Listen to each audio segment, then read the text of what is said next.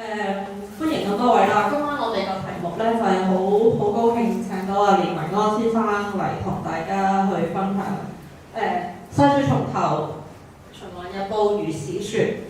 咁咧，連民安先生好慷慨地借咗一張循環日報俾我哋展覽，咁嗰個就喺個展廳裏邊嘅展緊嘅。咁一陣間阿連生就會同大家去講多一啲，分享一啲佢收藏循環日報嘅故仔，或者係關於報業嘅故事喺度。咁呢度簡單介紹連生啦，連生係一位藏家啦，咁對電影佢好有研究啦，咁亦都出版咗幾本書啦。其中有一本我最深刻嘅就係創刊號，好難得，即係話淨係做呢個創刊號呢樣嘢，即係咁呢個係我覺得係好難得嘅一個收藏嚟嘅咁樣。時間交翻俾連生，咁就我哋一齊細説從頭。多謝各位。大家好，咁就好多謝阿秀梅咧，今日聚會咧，大家有機會大家見面啊。今日都幾多嗬，嗱就星期五添，大家都能夠有時間咧抽空過呢度咧同大家一齊。咁今日個主題咧係講華文報業，主角就係循環日報。香港嘅華文報業咧嘅發展係好早嘅，開埠之後你當然有一份嘅中文嘅報紙嘅。咁中文報業咧喺香港曾經有一段好風光嘅日子，好盛行，好繁盛。但係今日咧，唔知大家在座各位咧，有幾多朋友你仲有買報紙嘅咧？依家，我想大家有睇報紙嘅，買真係唔多㗎，因為時代唔同啦。依家我哋攞啲資訊、攞啲消息咧，其實到處都有，一部手機在手，世界我有係咪啊？就算唔係嘅話，我哋通街有啲嘅免費報紙啦，搭地鐵、搭巴士，好多資訊都俾到我哋。因此我哋睇報紙係咪已經係必須嘅咧？咁樣，因為個途徑係多咗，所以報紙嗰個角色、嗰個重要性咧，相對嚟講係減輕咗。所以紙媒咧喺近來嚟講咧，都受到大挑戰。在座有一位香港報界嘅資深嘅從業員，佢好清楚依家香港報業嗰個嘅受挑戰嘅情況。日前咧我就搭巴士喺巴士站隔離咧，就當報攤都把聲見少啦。咁大家都好少就係街邊有報攤，基本就係貧民住種嘅生活嚟㗎。我睇到八卦喺個報攤，發現咧啲馬經報、六合彩報係多過依家嘅收費報紙嘅。介紹下而家有啲收費報紙，數下啦，東方啦、明報啦、星島、成報、文匯、大公、香港商報、信報、仲有係經濟日報9份，頭7份咧每日出嘅，而經濟同信報咧已經唔係有報紙啦，星期日係停刊嘅，咁都有需要考慮啦，係咪？諗翻我成長嘅年代，其實好耐㗎，好耐㗎。每日報紙嗰個發行咧係遠遠多過依家見到嘅報紙1倍以上。嗰時報紙啊，唔計啲綜合性嘅大報，有專題嘅，有主題式嘅，有針對性嘅報紙都有。有講財經㗎啦，有講影視娛樂㗎啦，馬基唔好講啦，體育㗎啦，漫畫報紙，甚至乎有字花報添。唔知後生嘅朋友知唔知道咩叫字花啊？係都賭博嚟㗎，做呃人嘅賭博嚟㗎。有機會再同大家講下。因為針對性對象報紙，針對青少年㗎啦、兒童㗎啦、婦女㗎啦、先生都有，所以嗰時嘅報業咧係百花齊放嘅。你即係基本上咩人都可以睇到佢揾到份佢中意嘅報紙睇。咁睇翻依家咧情況就一毫唔同啦。我想講頭先所講嘅一切咧，你想説明就係話香港嘅報紙咧就已經真係好風光過，嗱好重要。當時報紙價格咧係電視台6點半嘅新聞嘅重點之一嚟嘅。但係最近嘅報紙價格幾時啊？有冇朋友記得啊？啱啱啫，去年11月，報紙由10蚊加到12蚊，雪報咧仲厲害，加到15蚊。咁大家都唔會太過有切膚之痛，因為買唔買都關佢事啦，係咪？買嘅時候會買，唔買嘅都係唔會買。舊時咧報紙加價咧，唔單止電視、電台會報導，佢報紙上面咧有份香港報業嘅公告嘅。因為物價飛漲、紙價昂貴，所以本報咧不能夠唔着緊提升，由3毫變5毫，5毫變8毫，8毫變1蚊，因為你個半工至2蚊，2蚊變2個半。呢啲係當時同業咧一致定落嚟報紙，當時係一齊報價為一嘅，唔想引起同行競爭。但係依家嘅報紙加價咧已經冇所謂啦，因為自從90年代《蘋果日報》嘅創辦咧，已經將報紙個標準價咧已經係冇再去劃定咧一定嘅價錢。咁講翻香港中文報業咧，最早可以講翻去香港開埠。其次就係話啦，佢嘅出現咧係同英文報紙所謂西報咧係密不可分嘅。我哋而家認同嘅香港第一份中文報紙咧就係、香港中外新報，應該係成立喺1857、58年度啦。呢份報紙啦，佢係源自一份嘅西報《馬拉報》，又叫《馬拉西報》，好似講粗口咁啊。咁馬拉係咩意思咧？其實係當時一位負責人叫做John Smollett 啊，就用咗佢個英文名譯音咧嚟去攞做呢份報紙嗰個嘅名稱。因為呢份馬拉報咧英文就係 Daily Press， 咁咧就大一般嚟講都係叫馬拉報或者馬拉西報為主嘅。呢份報紙咧1857年出版啦，咁係以商業經濟為主。其實當時嘅報紙嗰個出版咧，目的都係從商業性行情去考慮嘅。最早期嘅馬拉報咧佢喺報頭咧，佢下面有3個字嘅，一個係船務或者航運，第二個字咧就係、commerce 商業啦，第三個字係咩啊 ？colonies 殖民地。從呢份報紙嘅報頭咧，呢3個字咧，就知道呢份報紙係取態係咩嘅，係從商業先。其次就係話咧作為政府官方嘅一啲嘅後事、一啲嘅宣告為主啊。咁報紙都好快啦佢就因應翻當時華商嘅需要，北行華商喺經濟需要咧，想出版一份咧係中文印行嘅報紙，就係叫做香港船頭貨價紙。咁呢份報紙原先出版咧係4張嘅，細張嘅，係底片兩版嘅啫。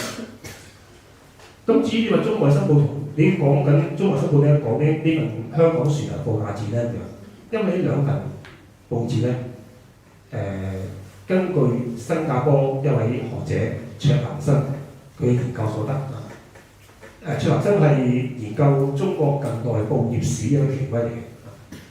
咁佢就即係上求碧落啦揾遍中外各圖書館，所有人見到嘅中外新報咧係寥寥無幾嘅，即係好少。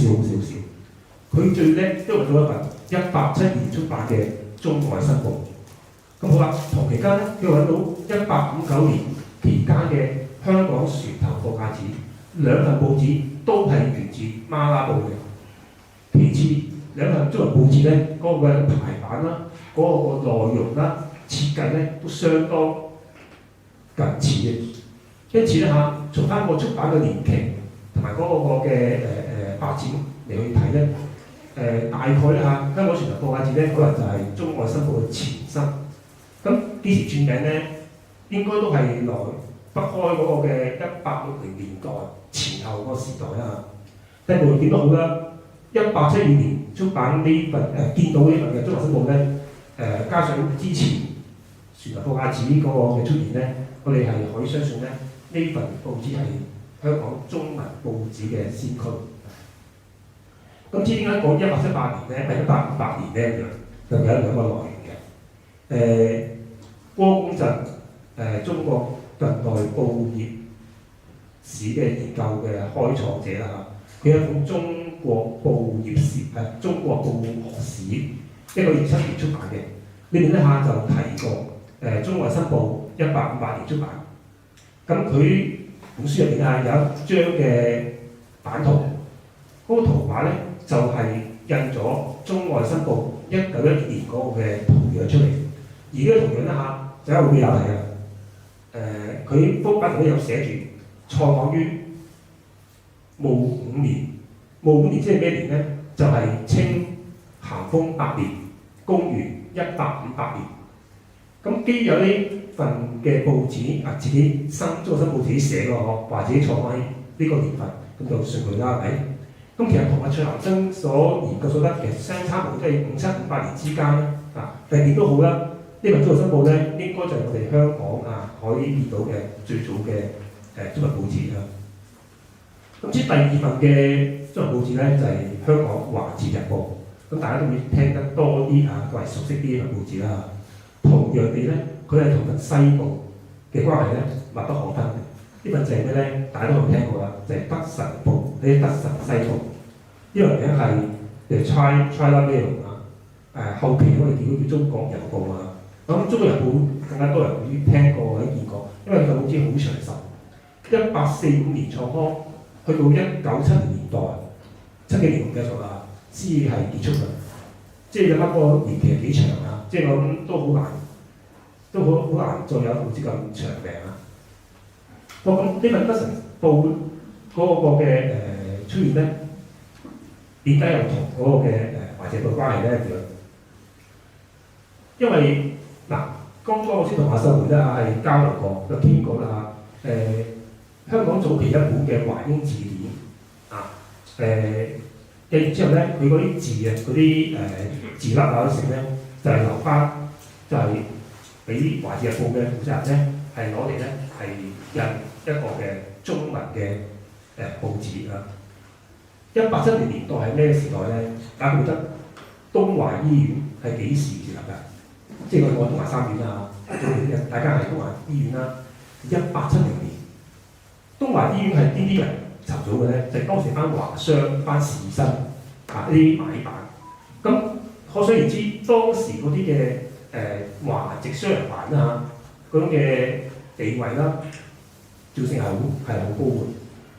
因為華商需要啦，所以更加需要多一份嘅關於中文刊印嘅報紙嚟去點嚟去做一啲嘅商業行情嘅報導啦，呢啲咁嘅交流嘅東西。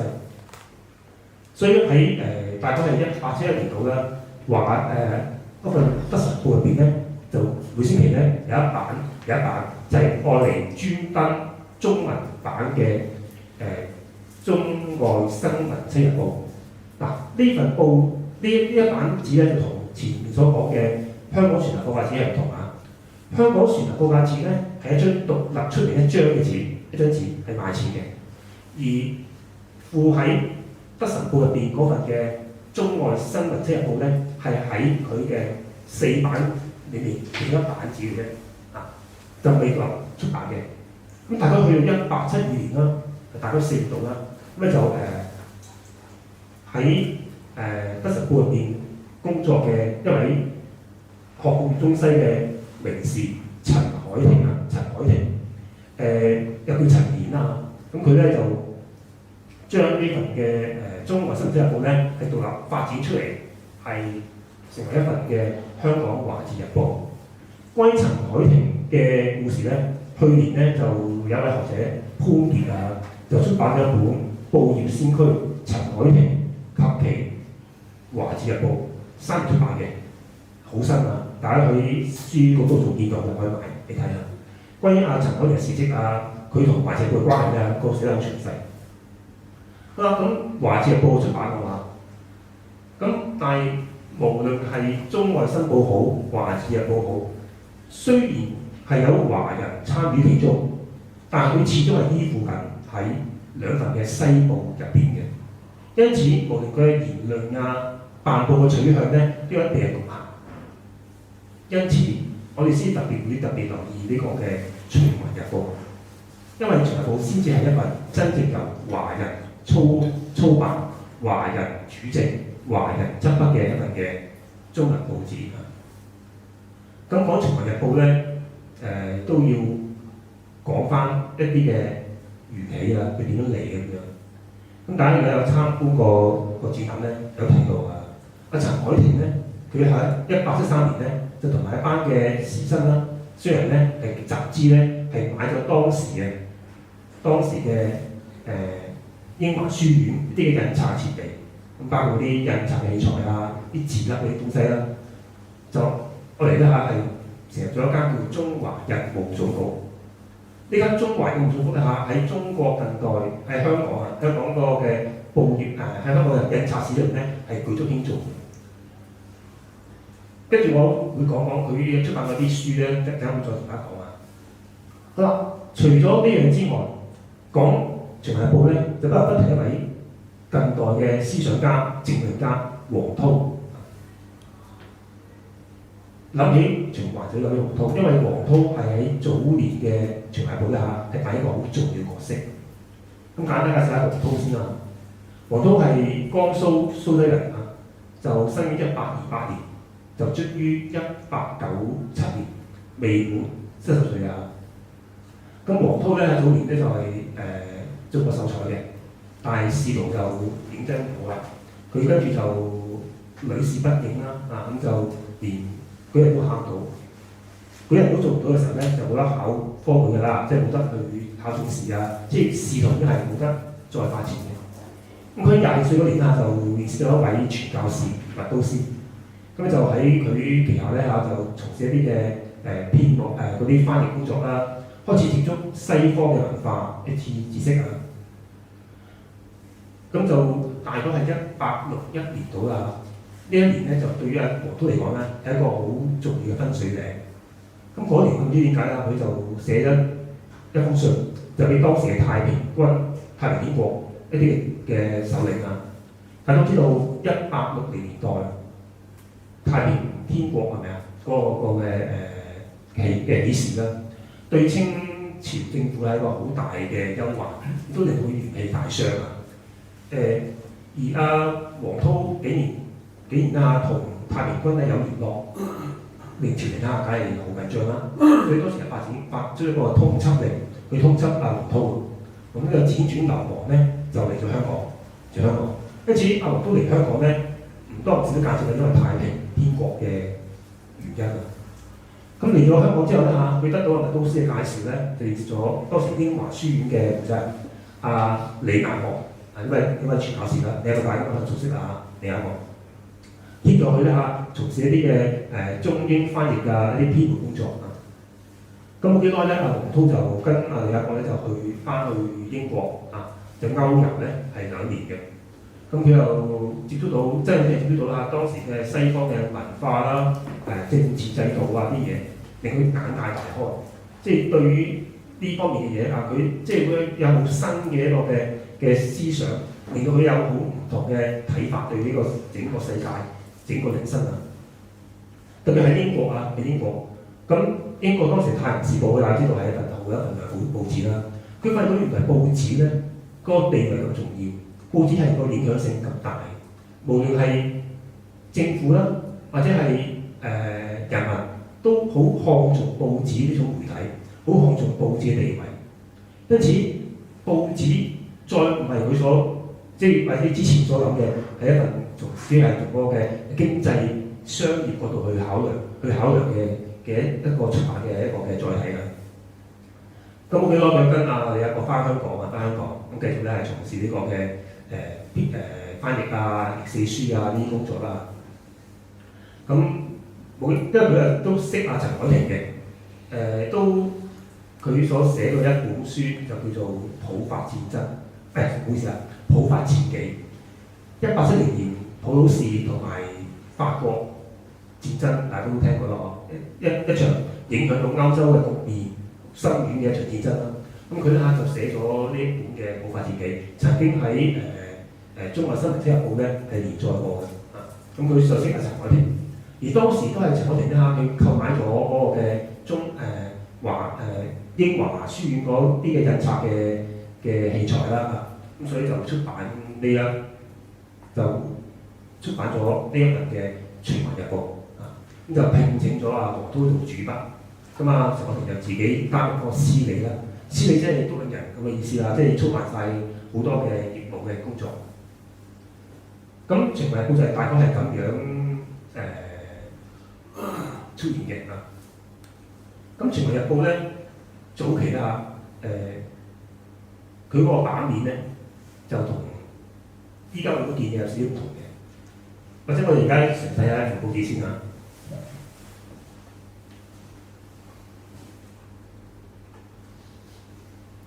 呢份咧係合約嚟㗎，就係、當時啊陳凱婷咧係買英華書院嗰啲嘅器材時候得到嘅合約。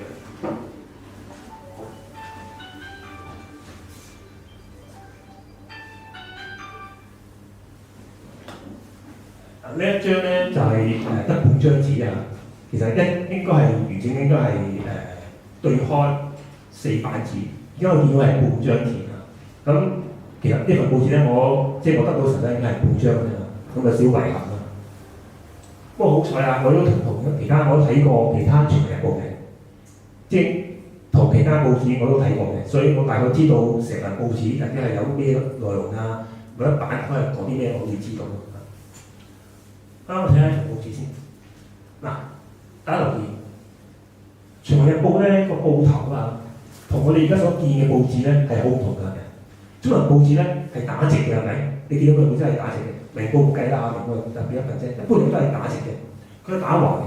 其實呢個同中外新報、華字日報一樣，都係打橫。呢個係跟咩咧？就跟當時嘅西報啊。因為無論係 China Mail 好，香港Daily Press 好，都係打橫嘅。咁點解我睇南華早報咧都係打橫嘅，係咪？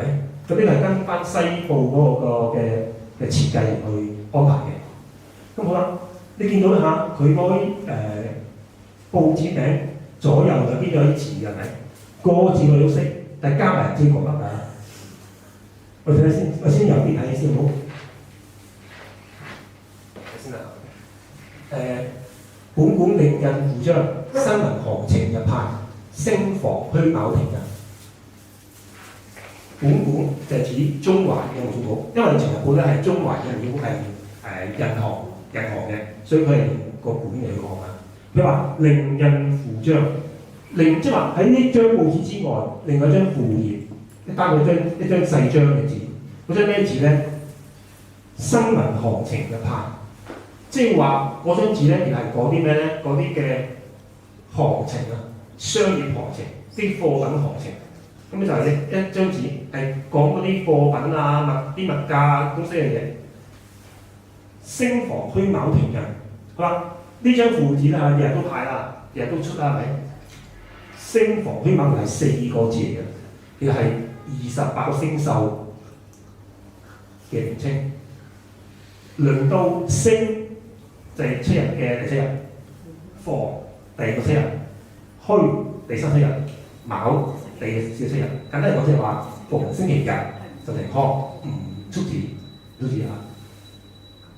咁所以啦，我哋嗰時報紙係一個星期得6日嘅啫，但嗰時已經叫星期嘅。咁咧就睇翻我哋早期通勝啦，我哋啲通勝咧，即係啲咩地方堂啲咧，早期嘅通勝咧都仲係用呢啲字眼嚟講星期幾嘅。而家新嗰啲唔係啦，都一日就得星期幾嘅點解？但係早期咧係用翻呢啲字眼㗎。好啦，咁呢個係我哋注意嘅一樣嘢啦。左邊啊，週年加銀5元，每月加銀半元，多數都係訂報嘅。一年咧就5蚊啊！當我預計咧就係半即5毫啦，係咪？嗱，咁大家都會明白嘅。呢個元咧嗰個嘅份量係好重。嗰陣時咧應該係用緊仙做單位，1仙做單位。我哋買嘢起標一仙，其實仙唔係最細嘅。我喺俾大家做一個比較啦，即係大家知道5元或者1元或者半元嘅份量幾重啊？當時係最細嘅貨幣單位咧係1文啊，1文咧係好細，類似我哋嘅一毫紙嘅，11毫，中間開窿嘅，10文咧就係1仙。個1仙嗰個 size 咧，我其實差啲唔記得帶翻嚟啊！我擺咗喺台頭，唔記得攞嚟俾大家睇。1仙係大過2蚊個銀嘅，嗰10仙咧就係1毫，10毫咧先至1元啊！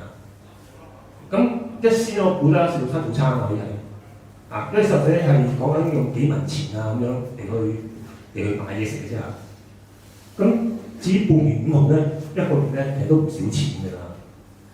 再講遠少少啦，唔好講咩20世紀初年啊，即係1900年嘅時候咧，1毫紙啊已經可以買啲大包點心咧，OK，成家人食㗎啦。咁嗰時1毫紙咧已經係真銀嚟嘅，擲地有聲嘅，係叮叮聲。因為大餅大嘅掉地下係咩聲㗎？嗰聲㗎係咪？咁即係嗰時嘅銀咧真係銀嚟㗎。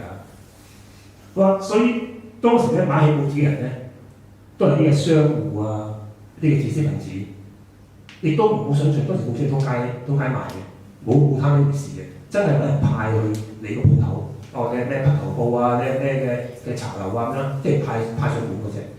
所以當時報紙咧嚇，唔係啲你講到而家隨街都見嘅東西嚟嘅。好啦，咁下面嗰一行咧，呢個就係講緊公元啦，西歷咧1893年3月18號。咁中間呢個就係講緊光緒啊19年2月初一啊，星期6啦。呢個佢嘅報紙個發卡行期號啊，嗰時已經係6700幾號㗎。咁當時嘅報，全日報咧頭版咧，你見到係全部賣廣告嘅，全部賣廣告嘅。但係早期咧唔係嘅，早期咧佢就第一版咧係做啲咩咧？就係、做一個嘅行情嘅報導。每日咧喺呢個位置，你寫住香港目下即係現時啦，今天啦，香港目下棉衫花匹頭雜貨行情，即係話當日啊，或者嗰段時間嘅一啲嘅貨品，布啊、布匹啊、棉花啊、紅糖啊、黃豆啊，啲民生用嘅東西，嗰個嘅價錢啊、買入賣出啊啲價錢寫出嚟，就類似咩咧？就係、我哋依家仲聽電台會講咩豬牛行情報導咁樣，今日菜市場芥蘭幾多錢嗰啲，即係嗰類嘅，即係而家嗰啲東西嚟㗎。我嗰時買啲咩廣告咧？你見到注下我哋所講廣告咧，就唔係而家我所理解嘅一啲宣傳，直情係商品宣傳啦。其實廣告我睇得闊少少，其實係一啲聲明啊、啟示啊，都係廣告嚟㗎啦。咁我哋最熟嘅咩咧？你講啦，就呢個屈臣氏啊，屈臣氏監製金積花塔餅。屈臣氏係香港有數嘅最早期嘅藥房啊，即係藥房啊。咁呢個花塔餅係咩嘢咧？咁大家食過未咧？知花塔餅食咩嘅咧？杜蟲啊！細路仔時候咧，我哋咧呢咁大嘢食㗎嘛，都食咗啲唔乾淨嘢啦，咁啊生蟲啊、生積啊，咁咧就食花塔餅就去剪蟲杜蟲嘅。咁我咧童年咧不幸啦，就冇本事咧，基本好似買花塔餅食啲咩咧？雲興謝菇菜，謝菇菜啦，你知道咁即係菜啦，好食啊，就 OK 啦。你諗翻大嗰陣啊，佢係咩咧？係啲藥粉嚟嘅，唔鹹唔甜，更加唔甜啦！唔講咩啦，唔酸唔苦，雜味紛陳，溝啲水一個匙羹溝水咁樣就可以灌你飲。星期日瞓醒眼蒙蒙，阿媽就成支匙羹就嗰陣咩心機冇晒，謝菇菜，成日都係食呢啲嘢啦。咁另外有一個銀行嘅告白嘅，有嗰啲銀行啊。咁呢間銀行咧，其實係香港早期咧3間發鈔銀行之一嚟。大家都知道啦，香港發鈔銀行有3間，依家匯豐啦、渣打啦，同埋94年開始發鈔嘅中國銀行係咪？但其實喺中國銀之前咧，有啲銀行咧都係香港發鈔銀行嚟嘅。咁但係呢間銀行咧就1970年代咧就結束咗啦。但係佢個鈔票咧，去到74年仲有嘅。佢最後一版嘅100蚊鈔票就係1974年嘅。咁而家一啲嘅現疏保險啦，同埋一啲呂宋添發寒嘅東西啊。咁呢張就冇啊，我見過一啲係講緊呢啲嘅鴉片煙嘅、公煙嘅嗰啲東西都有喺度㗎。咁另外有啲嘅聲名假冒咁樣，咁稍後我都見過另一份《傳媒報》咧登一份聲明嘅，係梁啟超，梁啟超都賣廣告嘅，賣咩廣告咧？梁啟超係中國近代一位思想家嘅家啦，係咪？咁佢都會講個好笑嘅，係講咩咧？佢話本人咧嚇同某某人咧嚇係自細相識，好熟㗎啦嚇。不過呢個人嚇近排咧喺個連組織結社，請大家留意，佢結嘅社同我無關，撇清關係。名人姓名所類啦嚇，連呢啲佢都要登報紙啊。咁所以我睇嗰時報紙啦，即係我哋而家睇緊報紙咧，當然啲報紙梗係唔係荷花啦，係咪？但係睇啲廣告咧，歷久常新啊，好有趣嘅。好啦，咁就睇下後面嘅頁啊。咁第一版通常係咁啦，但係第二版就唔係啦，就係所講嘅新聞啊嘅記載啊，啲時論嘅記載啊，睇完大家會覺得有啲氣餒啊。係啲戲嚟嘅，我都唔想睇嘅。嗱，當時我講過啦，中文報紙咧係受西報嘅影響好深。西報咧佢嗰個 column 係咪？你見到佢都係係咪啊？都係咁㗎嘛。不過西報係咁睇㗎嘛，佢咁寫橫排嘅，橫寫嗰個字，但係中文係咁寫佢。因為橫寫冇問題係咪？係咁你睇㗎，就咁寫對吧？然後咧，你睇一段。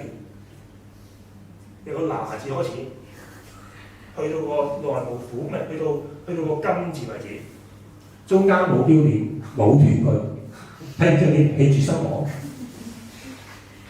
我都係辛苦咁睇嘅，大家都知道當時文緊寫啦，佢係字一啦，咪其次冇斷句，冇標點。其實呢個係好訓練嚟㗎，想學習中文咧，標點一次呢啲冇寫漏嘅真係，你可以 DSE 可以攞 level 3以上。咁當時呢一版咧，佢係點樣幫編排嘅咧咁樣？嗱，我哋嘅報紙咧同而家係好唔同。講係經過好多嘅演變、好多發展而成。聽翻條先。選錄經報係咩意思咧？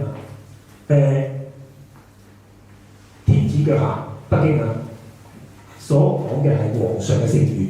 呢個點解所謂上諭公錄，即係我哋咧係將皇帝嘅一啲嘅告示、一啲嘅宣告、啲召會啦嚇，係錄嚟出。咁當時有啲嘅新聞咧，就係安排組織緊阿慈禧太后嘅壽宴啊嘅大壽嘅慶典啊，所以寫好多啲資料。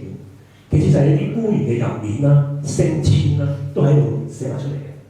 咁主要就係讓啲人咧知道當時北京城入邊佢嗰啲嘅政局啊，或者當時咧情況係點樣。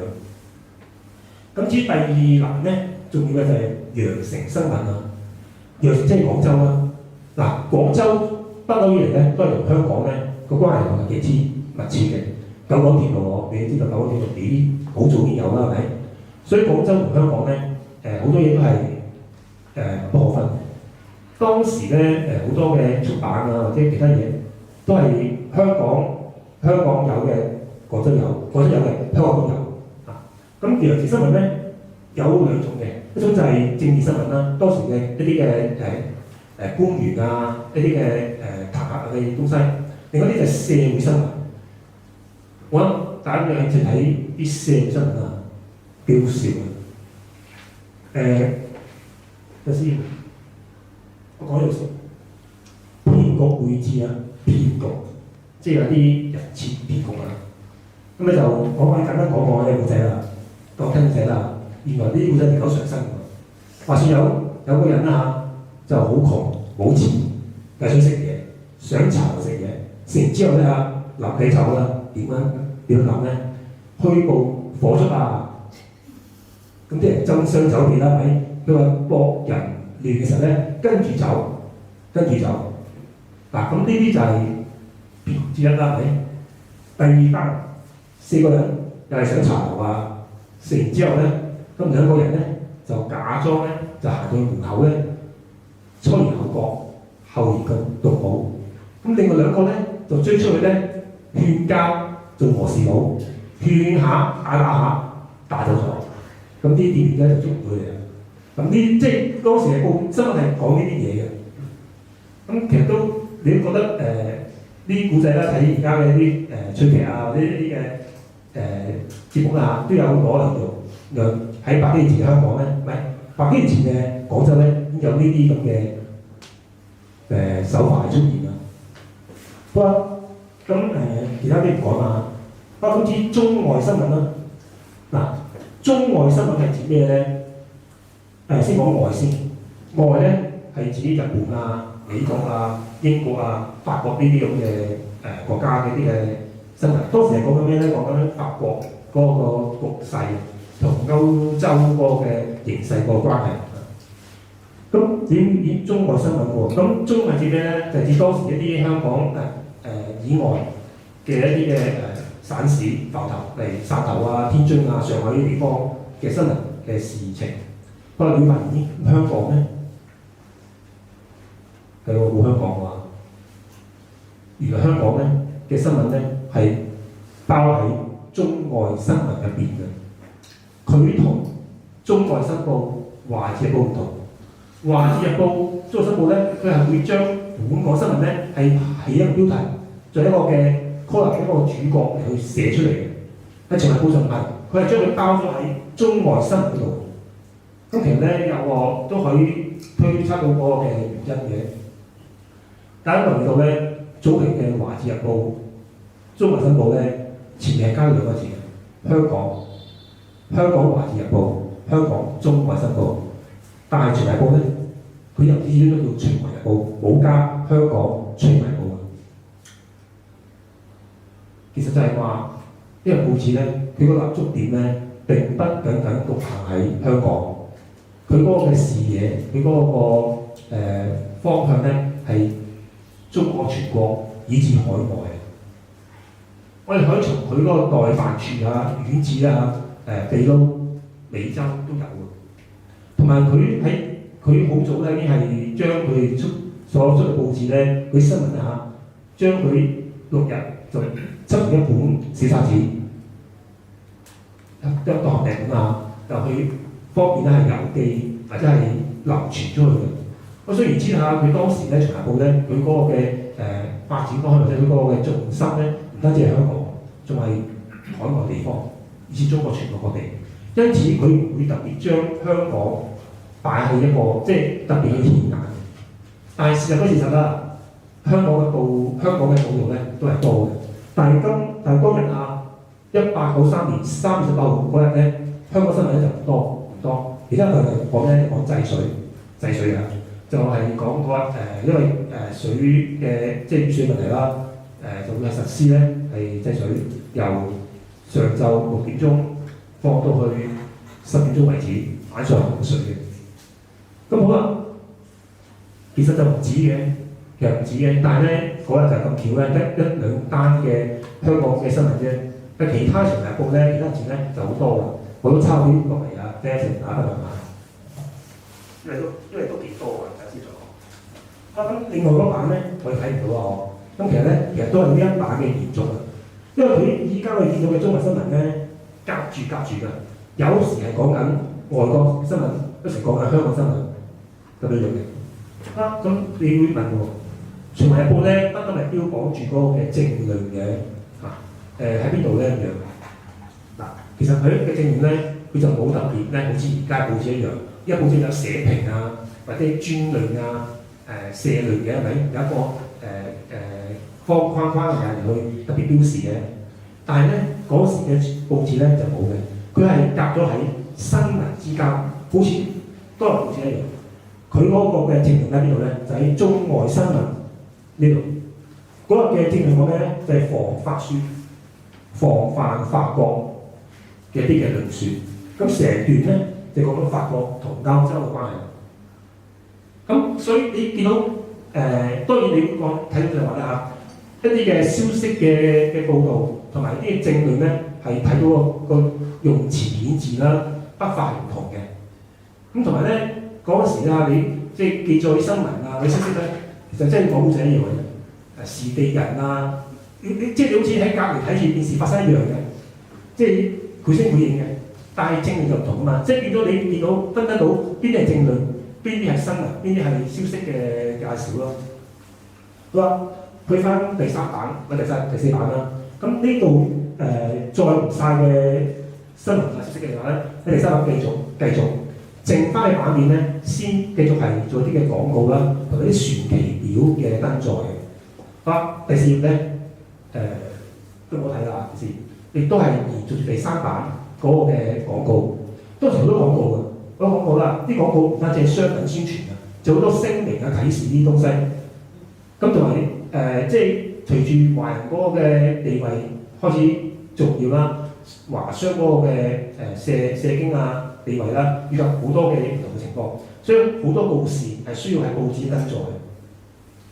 而當時中環嘅務總局咧嗰個嘅地址啊，或者係呢個報紙嘅印行咧，喺呢度出現咧，就喺第四版最底嗰度寫住咧中環務總局社址香港歌賦街第五約。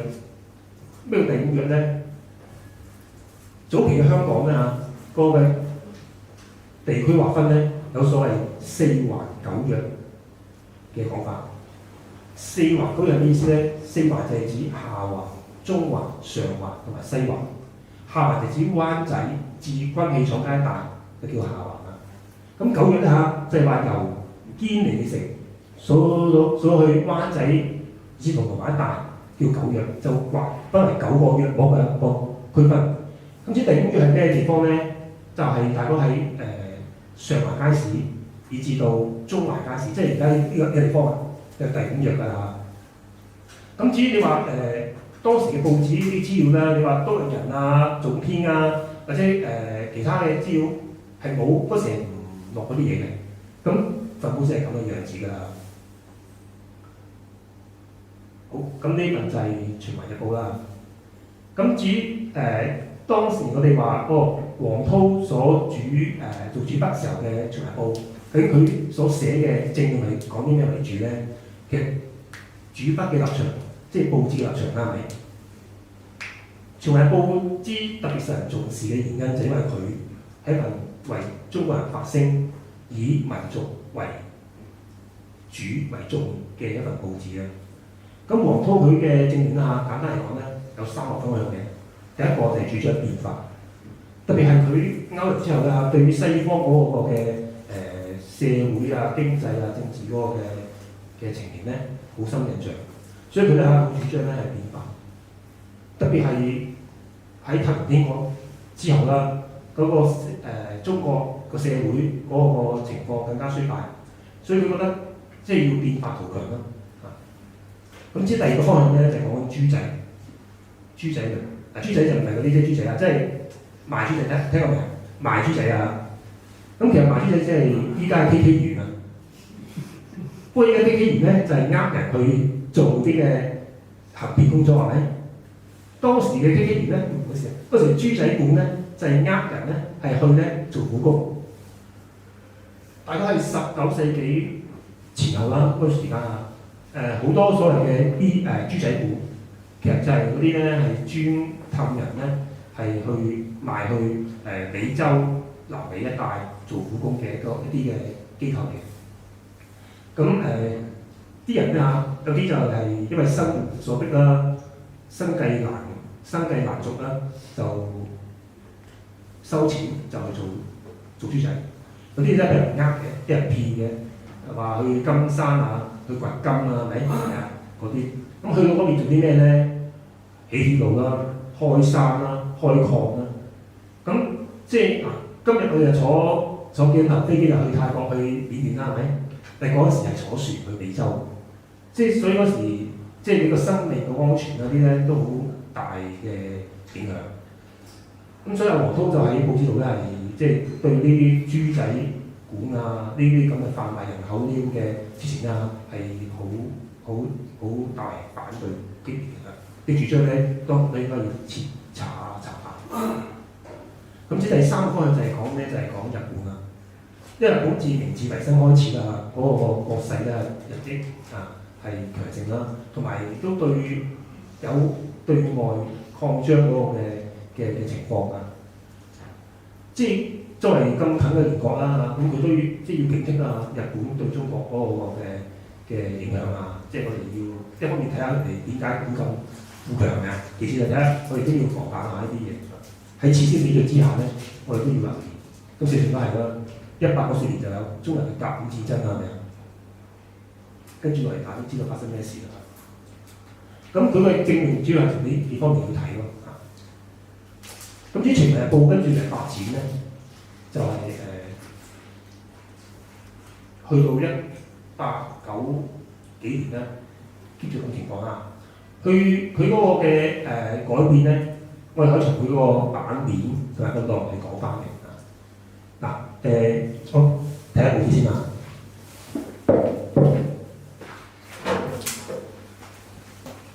有真報紙睇。真㗎嚇，唔係假㗎。其實今日都驚，因為落雨啊，我諗好帶出嚟啊，咁天公造美啊，大家好彩啦。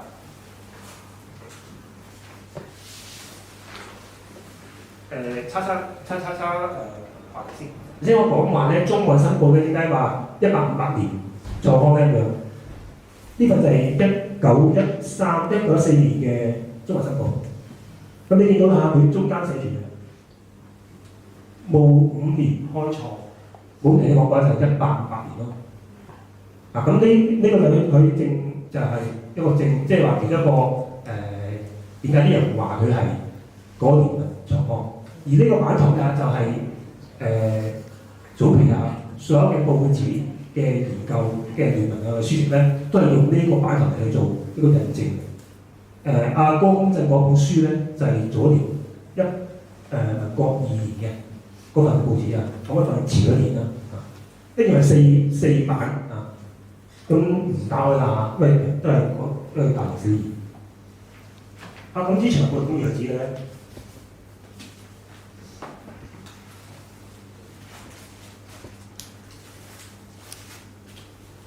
呢份係1916年嘅《長日報》，1916年啊，打直㗎啦，見到咯。咁呢個打直嘅咧，其實係來自咩咧？係國內嘅。當時國內嘅中文報紙都有好多啊。我舉個例子啦，上海申報，申係指申請嘅申啊，申請嘅申。佢即係佢創刊早期咧，都仲係還寫嘅，即係申報嘅。但係去到1900年代咧，已經係申報嘅咁樣啦。咁呢個都係咁樣嘅演變啦。咁好啦，咁幾時變咁嘅版圖咧咁樣？我見過啦，190幾年嘅《衛星日報》都仲係打橫嘅，即係個報頭打橫嘅。1890年孫中山所創辦嘅《中國日報》咧，都仲係打橫嘅。去到00年咧，即係1900年代咧，都仲係打橫嘅。1900年代嘅報紙基本上嚟講咧，都係好似《長日報》係橫排。咁去到1913年啦。嗱，中國日報其中一份啊，我哋見到仲有一本書係打緊橫嘅。咁即係話《全民日報》咧幾時係由橫變直咧？我估都係嗰3幾年之間嘅事啫。咁呢個第一轉變啦。其次就係話報紙個出版啦，去到後期咁係1900年代至10年代度咧，佢係紙張係印多咗，即係唔係出紙一張啦，你出紙2張或者3張。咁佢咁多紙變咗之後咧。第一，佢嗰個嘅字粒係大咗；其次，佢啲中文係咁嘅頭髮啦，佢係打橫，用呢個打橫啦，就類似我哋而家見到嘅報紙一樣。但係咧啲字啲人打直嘅，不過大好多，同埋個行距係疏好多。咁好啦，因為字大咗，行距疏咗，所以報紙個 size 都大咗。好似呢張嚟，以呢張嚟睇啦。其實佢係俾人剪咗嘅，因為報紙應該係咁大，差唔多係咁大。咁點解剪咗咧？咁呢啲係血淚史啦。其實呢啲報紙咧能夠幸存咧，相信嗰個年代啲人傳報紙啦，呢個題外話啦嚇，唔會係刻意留報紙嘅。報紙係咩嘅啫？戰煲底啦，係咪？5桶櫃我哋墊底嘅啫，係咪？依家係我呢種人先留報紙啫嘛，係咪？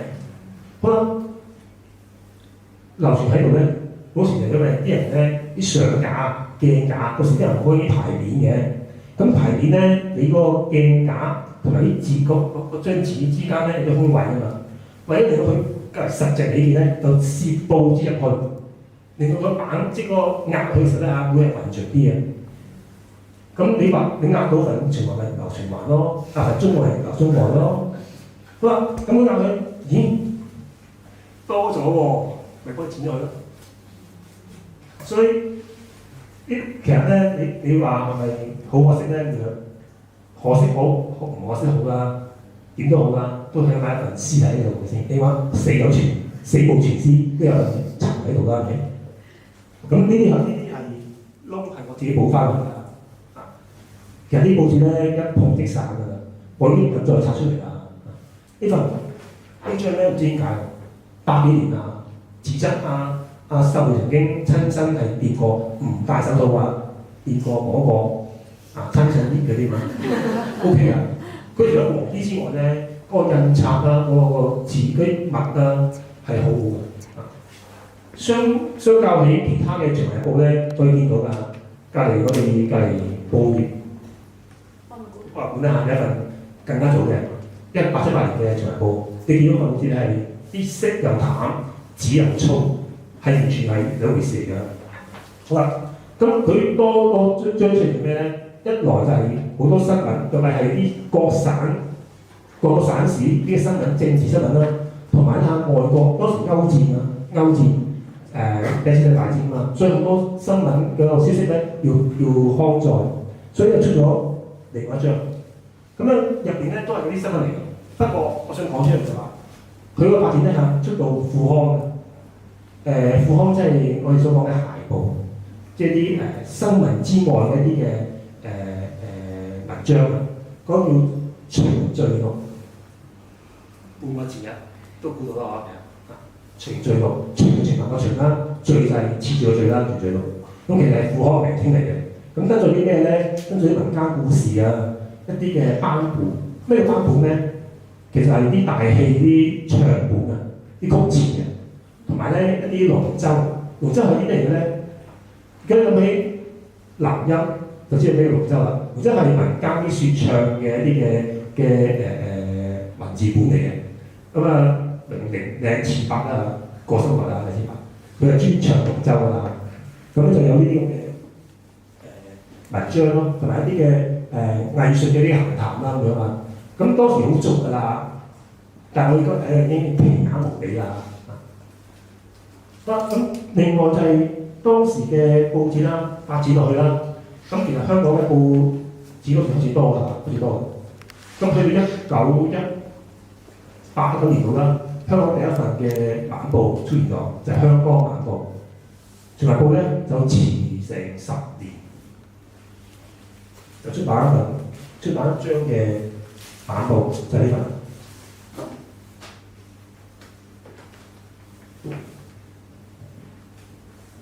兩格張咧，係遠遠大過而家報紙㗎，你即係大好多。咁呢份《全晚報》咧，基本上嚟講，佢3年出版啦，同當時我哋見到同期嘅報紙咧。都係相差無幾嘅，尤其頭版啲廣告啦，但係以娛樂為主嘅，高升戲院啊、普慶啊，或者係一啲中央戲院嘅一啲嘅大戲嗰啲嘅戲班嗰啲嘅報導啦為主啊，同埋一啲嘅新聞啦。咁晚報咧，通常嚟講咧都係呢個係會較為着重嗰啲嘅軟性啲嘅新聞，或者係啲嘅文章為主啊。咁華字報咧係去到3年先有晚報嘅。咁當然啦，呢兩個報紙都好快就結束㗎啦。咁全日報幾時結束咧？咁樣1941年香港淪陷啦。其實全日報咧係仲有出版嘅，佢同華字報一齊都繼續係有報紙嘅。咁去到1942年5月31號先至係停版，同華字報一齊啊。雖然不能同年同月同日生，但係同年同日死啊。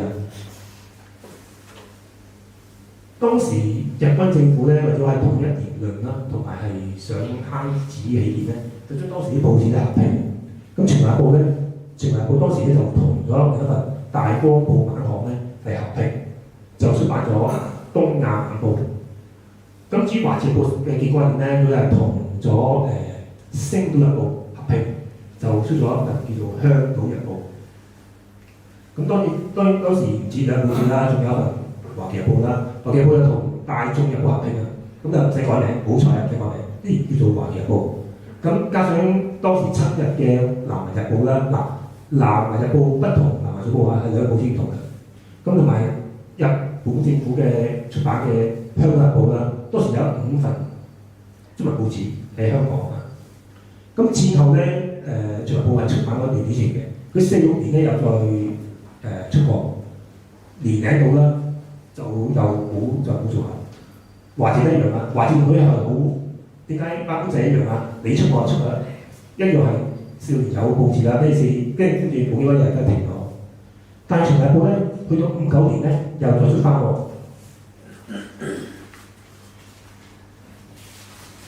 係呢份就係1942年5月31號最後一份嘅《全華報》啦。佢都有寫佢。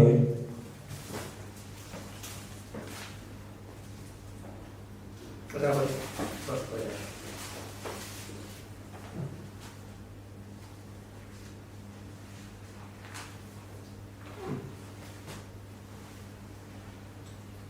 《全華日報》、《大光晚報》聯合出版《東亞晚報啟事》，就係呢個故事咧，就係講咗話今日係結束啦，咁明天咧就有份《東亞晚報》嘅出版咯。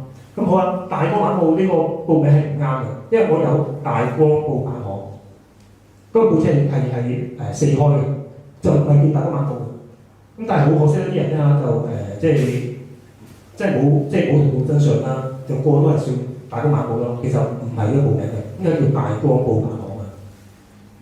咁另外呢張咧同佢冇關係嘅，呢張係1927年嘅《全華報》嘅副刊《循序錄》，一樣啦，係啲古仔啦、啲小説嘅連載啦，一啲嘅當時已經有一啲嘅翻譯嘅小説啦，一啲嘅武俠小説嘅嗰個嘅學印㗎啦。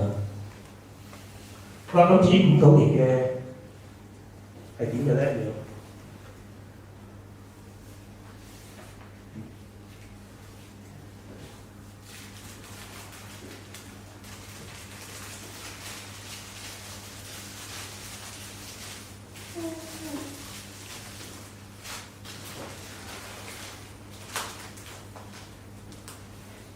佢喺59年咧係復刊啦，佢喺報上都係寫住嘅，創刊於清同治12年，即公元1873年。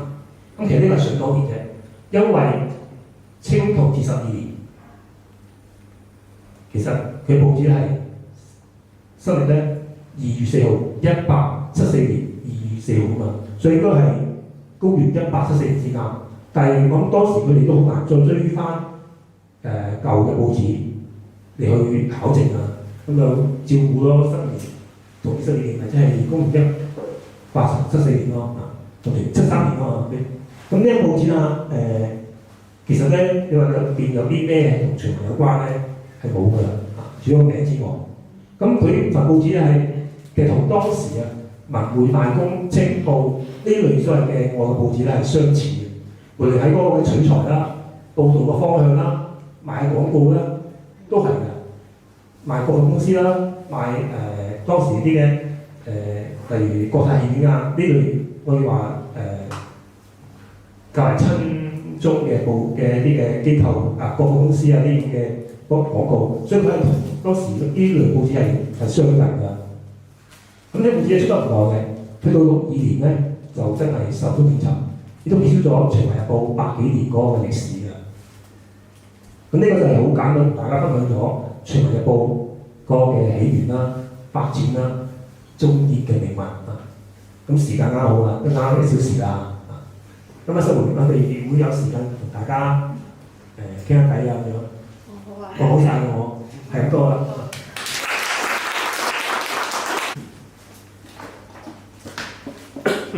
各位有冇咩問題問啊連生嘅咧？係。想問啊又講翻郭公震啊，郭公震咧喺中國報學史入邊咧，佢講過嘅秦懷者革命雖敗，秦華未息。咁呢個咧係郭公震所演繹嘅喎。但係睇翻黃濤後期喺報紙入邊嘅政論咧，佢係對太平天國係好反對，用殘匪嚟去形容太平軍喎。咁當然啦，佢可能想撇清關係啦，係咪？年少無知係咪啊？一腔熱血就投書太平天國，後尾迷途知返，我哋唔知啲，我哋完全唔知。但係後期佢喺傳聞嘅時候，佢嗰個嘅立場咧係反抗呢樣嘢，所以佢唔會講啲咩革命衰敗啊、傳不如啲唔講啲嘢。但係睇翻佢嗰個嘅證明，我呢啲説話唔係我發明㗎，係新加坡學者卓林生，因為我好尊敬嘅一位學者啊，佢所講佢亦秦淮其實係基本係以王道為主，王道者行仁政。我哋係根據時局變化圖強，循環不息，令國家下世世代代流傳開去嘅意思。呢個係一個演繹。當然冇人知道，亦都唔能夠叫翻黃濤出嚟，不能叫翻陳海出嚟，點解叫秦淮啊？係咪啊？我哋知啊。不過我哋係咁講法咯。嗰個公震嗰個咧，我相信都唔可以係即係唔可靠咯，應該係。先唔再先啊，我嗰個係愛好者，所以咧太過學術性嘅嘢，即係我唔包可以答到。即係今日個場咧，大家分享下即係我在座都好多好熟悉嘅人士係咪？咁大家我講幾多期望拋磚引玉嘅我唔講唔錯，你哋點要大家講咧係咪？請問仲有冇其他朋友？個 source 係怎講嘅？個 source 即係呢啲實物嘅 source 咧，即係你通常喺邊個區域嚟啊？頭先剛才講 subscription 可能去到美洲啊，即係中國內地當然啦即係周圍都 subscription， 佢嘅目標群組可能度度都係嘅。但係其實而家僅有嘅會唔會都係香港大陸嗰度嚟？我咧麗新同朱嘢其實唔好話全埋報啦，早期嘅報紙香港早期報紙咧，其實係外國咧係多過香港嘅。你喺日本好，日本香港報紙係中國報紙冇香港啦，佢得好齊整嘅。英國圖書館、大英博物館、美國國語圖書館 keep 得幾恐怖嘅。我哋香港最巴閉咩咧？就華字日報，港大有一套華字日報，1890年照30年代嘅報紙嘅微鎮古之寶㗎啦，好多國家嘅圖書館都買咗佢翻去。但係你話呢啲報紙香港或者中國咧，但係中國都會仲有啲。香港一來嗰個嘅地理環境啦、氣候啦，報紙係即係氣候係報紙天敵嚟嘅。我好彩即係我同報紙好有緣。我出報紙都接近半世紀啦，我睇咁後生其實我好大㗎啦。我最早份報紙咧，儲嘅係70年代尾，87年度啦。咁我好大都未出世啦，係咪？好得意喎！報紙我留起嘅話咧，佢本來咩樣子，我就保存到而家咩樣子。呢份報紙33年前我喺摩羅街買到，嗰時係乜樣？依家都咁嘅樣，真係冇乜變過。咁頭先咧朋友講個 source 啦我好深信啦。除咗一啲較近期講係戰後啦，啲人開始有啲意識啦，係儲報紙，真係有嘅。特別係啲新聞大新聞會儲報紙。另外，我哋而家見到好多早期報紙咧，其實多謝一位報業先驅，就係《華人報》嘅編輯吳霸陵先生，講得要起身先得。吳霸陵先生咧係一位報痴嚟嘅，咁佢喺華人報服務期間佢做好多嘢佢一生咧就報紙，佢做咩報紙咧？佢見到嘅當時報紙，或者好多方法去揾啲舊報紙翻嚟，凡佢而家見到嘅報紙嘅創刊號、結束號、中間周年嘅大號，呢啲咁嘅報紙，而家全部喺港大圖書館咧見到。港大圖書館咧好彩啦嚇，係真誠同美咧，喺過身之後咧，得到佢屋企人嘅支持咧，係捐咗俾佢港大嘅。咁就係保存咗香港早期報業啦嗰一個嘅面貌啦。咁至於嘅 source 啦，嗱以我為例啦，我話摩羅街啦，我講30幾年前嘅摩羅街咧，都仲有啲嘢買下嘅。當時啲樓未拆晒啦，同埋嗰度嘅人咧，相對嚟講係社經地位係高啲嘅。咁可能佢哋咧保存嘅嘢咧係記得好啲。咁其次有啲真係啲講過喺鏡架啊、上架啊嗰啲收買度咧，嗰啲雜架攤咧，有時佢哋拆啲鏡架上架咧，就有啲意外收穫嘅。我有一份全民晚報咧，就係呢份嚟嘅，係咩嘢咧？係將報紙翻嚟時咧係折咁啊，折完又折到咁大。你知咩用咧？而家留喺度咧，原來係嗰家人4張台啊、4隻腳啊，你啲腳唔夠長啊，攝一本落去一攝，攝咗唔知幾多年啊，真係，都即係3幾年㗎。咁我認得翻嚟嘅就係嗰間其中一間雜架店鋪嚟㗎，會成堆嘢啦，慢慢收翻嚟啦。我見到一嚿紙團話，咁基接性考慮啦，係咪？唔理咁多，係啊，一睇攤開佢。其實真係好彩啊！幾廿年咧，佢屋企唔拖地嘅喎，擦地嘅喎，咁啊可能個報紙唔濕嘅係咪先？咁你 OK 喎，除咗四邊有啲霉菌之外啦，咁攤開咧基本上係完整嘅個報紙。咁而家仲有皮，因為太熱書我唔講，即係幾份靚嘅但係咁可能另外啦就係睇先係。有時真係偏遠咯，睇你好彩啦。我有2份報紙係1945年8月16號日軍投降嘅報紙，一份係華僑晚報，另外一份係星島唔係華僑香城啊。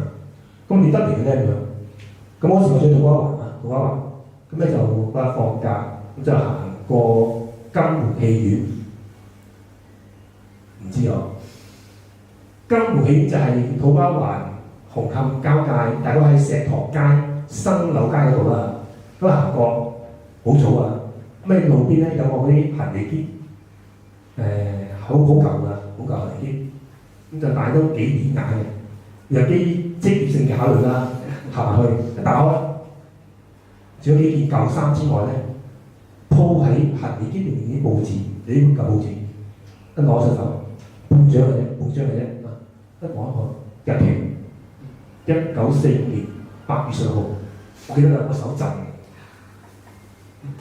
你諗下，呢啲報紙唔好講年份，佢嗰個價值、佢嘅重要性係日本天皇與人預告終戰、停戰。咁嗰時我攞出手啦，一方面歡喜啦，一方面有少少遺憾啦。唉，半張紙係咪？係咪啊？唔完整啦。咁見一事長一智啦。咁你就翻查啲資料咧，原來日軍政府咧又係紙源問題啦。喺1944年8月咧，就將啲報紙咧全面 cut 由1張變半張，所以當時即係半張正常嘅，就唔係我遺憾，其實係大限嚟嘅嚇。咁另外其實我亦都有啲係真係買零馬石頭買翻嚟。咁其實我呢個啲係喺澳門買翻嚟嘅。澳門咧有條街喺新馬路後面嘅，叫做關前後街。但係關前後街我係叫嘅，叫爛鬼樓街。爛鬼樓街其實即係我哋所講嘅摩羅街，好多雜架店，好多地攤。咁大概係20幾年前，係咁樣。2000年初啦，我一次行去澳門啊，就行過一間叫三藩市嘅商鋪。間鋪其實都唔即係做生意嘅，個老闆咧坐到好似沖柴咁啦，你冇嘢買。但係咧，零舍舍有個大鏡架，將份報紙咧攤開，唔知點樣攤開，有鏡架雙面咗，高高掛在牆壁上。咁我望咗去睇，寫住咩咧？香港中外新報。哇！我身體一條，終於見到一份真正嘅19世紀嘅中文新報。係刻意表戲嘅喎。刻意嘅，咁我係問到個老細啦，個老細同邊個人一樣，成紮鬍鬚。我問佢老細，份報紙賣唔賣啊？佢話唔賣，屌得起嘅唔賣啦。我仲有一份添，我話咩？香港華字日報喺佢後面另一份華字日報，又係一樣嘅，用塊鏡架裱咗佢。一樣係1878年嘅，哇計佢。咁佢話唔賣，即係通常呢啲坐喺度冇嘢賣、沖茶飲嘅人咧，都係唔等使㗎啦。即係都係嗰啲唔等住錢開飯啲。唉，咁咪長下聲啦，係咪？咁當時手機又未流行啦，係咪？點影啫？冇傾。咁就翻去啦，個護友翻去啦。咁第二次過去已經唔見咗。唔見咗咩意思咧？係老細唔見咗，個鋪鎖起咗，即係下落不明啊！咁但係咧，我喺澳門都買到其他報紙嘅，即係喺嗰陣時咧，澳門咧有一件賣酒書局，你睇嗰條街，呢間書局咧好多歷史㗎啦，咁佢哋咩都有嘅。我去嗰時已經係水尾啦，咁就好多戰前嘅香港雜誌啦、報紙啦都有。我買嗰時咧，我都希望買到一啲戰前報紙啦，嗰啲戰前雜誌啊。咁所以你問我啲 source 點嚟咧？其實真係好不一而足㗎。但係可以講俾你知，越早期報紙咧就越不經意留下的，越後期啲咧就即係刻意留下，好似我咁樣。少女在做之前，都做嘅喺度啊。佢可以證明咧，我咧啲報紙咧，其實咧就係、從唔同嘅途徑得翻嚟，唔係我咧就唔阻訂嘅。為咗令唔好令家人咧反感美件咧，你記住將啲美嘢咧好好收藏，最好係前連我少女都唔知道我放喺邊度嘅。好啦，咁至於你話有冇真係好清楚嘅一啲嘅方法去儲報紙咧？我相信依家先嚟儲咧係遲啦，係遲啦。喺我成長年代咧，我可以一路睇一路儲。我而家儲到啦，香港報紙咧大概有300種到啦。咁其實睇翻香港中文報業嗰個嘅歷史嚟講咧，係過千種，同埋好多係冇官方記錄嘅。我啲300種咧，其實真係其實不足為一談啊！國內啲大藏家好似唐都過身啊，皇上佢哋啦，呢班人咧，佢哋所報紙咧係講緊2,000計。台灣有一位藏家咧係將3000幾份報紙咧係送俾東海大學嘅，我呢度300份都唔夠，算是什麼咧？係咪？但係咧，即係我嗰時好彩咯，即係嗰時都叫香港報業興旺啦。佢有啲創刊號啊，即係會有新聞會報道或者會有人介紹。我第一份嘅創刊號報紙咧就係中報，中國嘅中，1980年創刊嘅。咁我點知嘅咧？係我老師話我知。佢教我下書，喺過6年之後，我班人同我講話，嗰日我呢堂我上一堂啊，我唔教啊，咩事啊？咩事？我去中報做記者。嗱，記住咯喎，跟住咧嚇，你喺幾號咧？幾多買報紙望一場喎？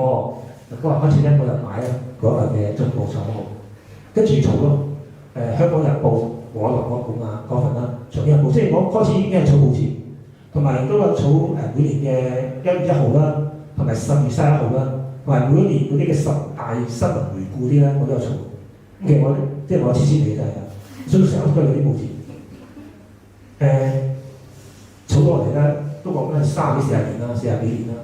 咁所以其實都有一啲咯，即係有啲真係我見過，我親自買翻嚟，3毫紙、5毫紙買翻嚟。但係都有啲係講緊係，我喺度唔方便講啦，幾多錢蚊？你係報俾人聽費事。有啲真係好貴，貴到你係諗下，記住喎，報紙唔同郵票、唔同錢鈔、唔同古董。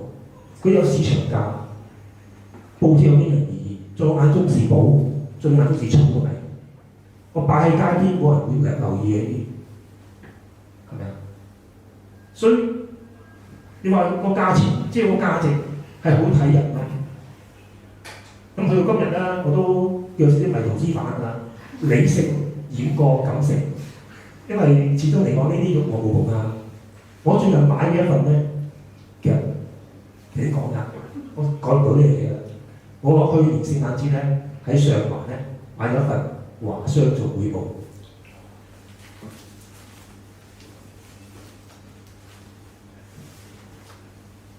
呢張係內頁嚟嘅，呢一份嘅華商總會報咧，其實就同中外新報有關。頭先我講過啦，全民日報、華字日報喺聯合時候停刊，跟住之後再出版過啦。中國新報係冇嘅，佢去1919年度咧就完成佢嘅任務啦。佢係賣咗俾華商總會，當時一班華商嘅做一個團體啊，咁佢出版一份叫華商總會報，但係咧，佢初期啊，佢仲有寫喎，係同中外新報合辦喎。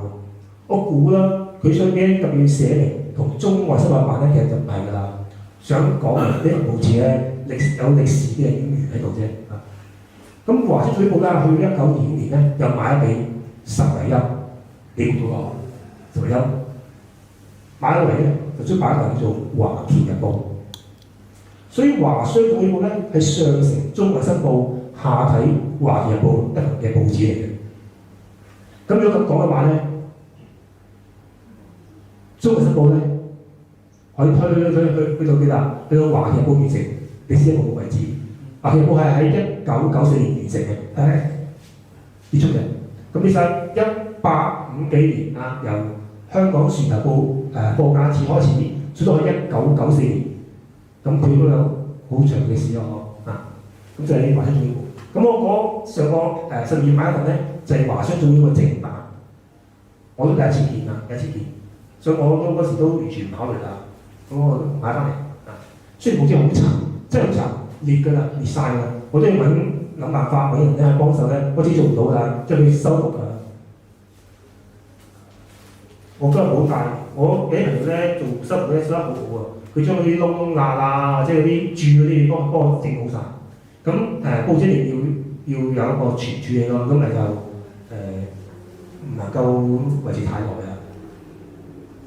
咁所以總結嚟講咧，你話啲報紙嘅來源啦，咁都係咁樣。當然每一個人嘅遭遇唔同啦，同埋同報紙個緣分都唔同啦。我覺得個個人係好彩嘅。可能我年紀比你虛長啲啦，其實話我真係有啲嘅機遇咯。我最癲嘅時候咧，90年代初起啦，我星期六咧都行嗰個街，星期六行嗰個街，星期日咧就去鴨寮街，當正式㗎啦。咁我住喺九龍㗎，咁嗰時拍拖咧，咁一齊咯，係咁啫。朋友工啦，咁就但係後期我想好憎啊，有位議員㗎，個議員咧係姓幾多姓咩嘅？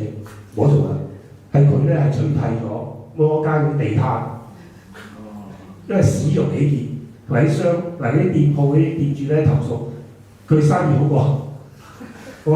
即係咁白人租翻嚟鋪頭，啲地攤係就係你間鋪頭啦，以前你擺喺地攤度賣。你賣咩嘅賣咩，死你！咁就變咗冇咯。即係90年代初咧，開始查樓啊，嗰啲啲人咧係真係入去執嗰啲人哋唔要嘢攞出嚟賣，佢哋唔識分好醜㗎。同埋華僑日報咧嗰時結束咧，佢嗰個報社咪喺房地度嘅，一停辦之後，好多貨流出嚟，好多報紙流出嚟，香港年鑑流出嚟。上邊好多出嚟，咁嗰時咧就係啲人去執嘢嘅風收一次咯。咁我唔係日日去啦，咁所以都係即係去嗰邊執好多啊。咁不妨講多少少啦。咁喺90年咧，我就有機會喺嗰邊咧進修半年，就喺上面嘅，就喺即係喺堅道西湖嗰度啦。咁每日翻學咧，我特登行遠啲鬧。出巡一次嗰個街，再翻學。中午食飯，又行喺嗰個街巡一次先食飯。放學又行遠啲，落翻嚟嗰個街行一轉，先搭隧道巴一日翻屋企。一日行3轉，咁嗰時個書包咧就由吉嘅就變到係好充實嘅。但出口個書包係吉㗎啦，翻屋企咧滿嘅。咁嗰段日子我係執到唔少嘢，所以我好多謝嗰時個校長咧係俾我去嗰邊進修，嗰半年係相當豐富。好。請問仲有冇各位朋友有冇問題？因為時間差唔多啦，因為今晚星期五啊，即係大家都攰啊。我反而有個問題，你可唔可以私下問咧？可好阻住大家。問啦。你收藏嘅報紙裏面，你點樣？即係你照顧得佢哋咁好啦，咁有乜嘢？即係除咗用膠袋之外，仲有咩秘訣去令到佢哋個 condition 係？盡量令佢冇俾日光照到啊，同埋啲陰涼地方啦。咁我好彩啦，我卸下咧就相對較為大少少啦。咁我啲吊櫃嘅，吊櫃係放棉胎啦，我係放報紙。咁咧就同埋房咧，成日都開下空調噶嘛，咁就keep得幾好嘅。同埋咧唔好諗住咧光先好喎，即係一光太脆喎。咁所以咧我咧就會係令到佢個溫度濕度咧係 keep 住啦，但係未至於好似人哋外面呢咁誇張，咁誇張啊行開啲啦，但係都盡量。咁其次咧就唔好經常攞出嚟啦，即係你話需要攞資料嘅咧就咩？所以我攞出嚟啫，我影相。就做好似今次呢個分享咁樣，我都係睇一睇，就執你啲筆記好似呢個。咁其實呢度咧有啲新聞好好笑，講兩個俾大家聽下好。大家都興趣當時100年前香港咧啲刑罰點啊？偷啲咩嘢，罰啲咩，偷啲咩嘢。有個人啊，當街搶細路仔嘅金額，俾人拉咗，判咩咧？苦工監，唔係坐監，苦工監要做苦力嘅，即係要揼石嗰啲啦，同埋要擔家。呢個擔家咧，你睇9品芝麻官啊，所以啲前嗰套咧，嗰啲犯人係攞住嗰啲木板嘅，夾住嗰度擔家。另外咧，仲要打藤24下，24邊，偷隻金額，拖累咗咁辛苦啊！唔偷就偷嘅啫。好啦，另外啲咩刑罰咧？偷電燈膽喺美光街。北頭巷啦，北頭埋埔嘅地方咧，有人咧就偷咗個電燈膽，罰咩咧？判坐監6個禮拜。講下啲呢個就仲搞笑啦。就係賭徒賄差，賭徒賄賂差人啦，係咪？其實咩事咧？你盤下呢個算係賭徒啦，有個細路仔同埋幾個同伴。喺街玩掟仙，大家知咩嚟嘅？揾啲一仙嗰啲咧，3個銅仙跌喺地下，擲公錢嘅，公就你贏，字就我輸嗰隻啦。咁俾個家店咧捉到話你拉佢哋，咁個細路仔咧用咗1毫紙去賄賂呢個家店，咁唔知呢樣嘢係太過少嘅咩嘢？胡立平拉你去。都賣報紙喎，咁同埋咧掟仙算唔算係賭博咧嚇？賭徒賄差。咁另外咧，好多當時係供煙嘅，即係鴉片煙咧有供有律師啦。咁私藏啲煙泥啊，煙泥即係話未製成鴉片嗰啲啦，12兩嘅，罰100蚊，好多錢㗎，或者判監2個月，人揀罰錢啦定坐監。如果你似啲煙局，即係一個煙局啦，俾人哋喺度吸鴉片嘅，咁咧就嗰個負責人咧就罰100蚊，其他啲喺度吸嗰啲咧就係罰200蚊。藏私煙啊，私煙就係嗰啲即係唔係官方啲啦，4兩就罰480蚊，好多錢㗎啦。你冇錢咧就罰坐監4個月。藏2兩嘅就罰240蚊，坐監2個月，啱好嚇，400零240係咪？啱啱好減半又喺得冇啊，減半啊！呢個就係當時咧嗰個一啲嘅社會新聞啊，咁你話咦當時社會咁平靜咧，咁和諧咧，哇！呢啲都上報紙係咪？咁就唔係，都有中環街市持械行劫都有啲大新聞嘅。咁就唔係我呢啲咁嘅寫新聞啊，呢啲事好濕聲啫，係咪啊？搞笑啫。喺中環街市外面賣雞就俾人哋告咩咧？你同街市入邊嗰啲嘅攞正牌賣雞嗰啲商販啊，起利益衝突罰錢，即係呢啲係好濕聲嘅新聞。咁所以當時個社會咧冇錯，即係都有啲大案，都係多數都係呢啲嘅案件咯。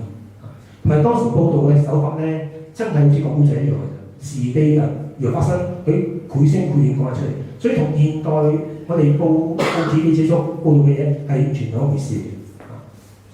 好，唔好嘥我個人嘅一啲啦。多謝晒連先生。咁我今日咧係嚟聽我講啲報紙嘅事情啦。好精彩嘅分享啦。咁仲有咧就係連生除咗借展同埋今晚同分享之外，佢亦都授權俾我哋攞咗佢嘅藏品嚟做咗個 folder。咁呢個係連生做嘅紀念。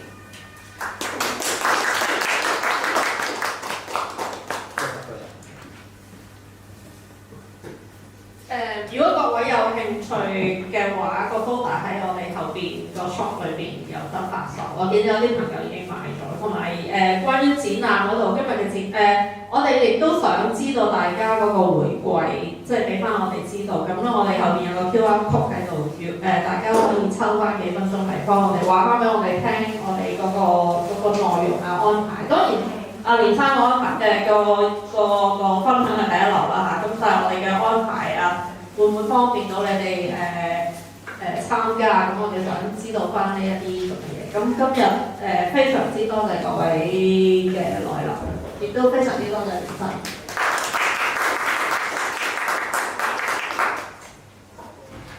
哦，係。今日正話有朋友問咧，今日個 talk 係咪免費嘅？今日個 talk 係免費嘅，咁但係我哋係個 NGO 嚟嘅，亦都歡迎各位係支持我哋嘅活動咁樣。咁展覽咧就去到今年嘅8月，咁如果各位係今日未有時間去睇之後嘅話，亦都請各位除咗星期一我哋休館之外，其他時間我哋都會開放。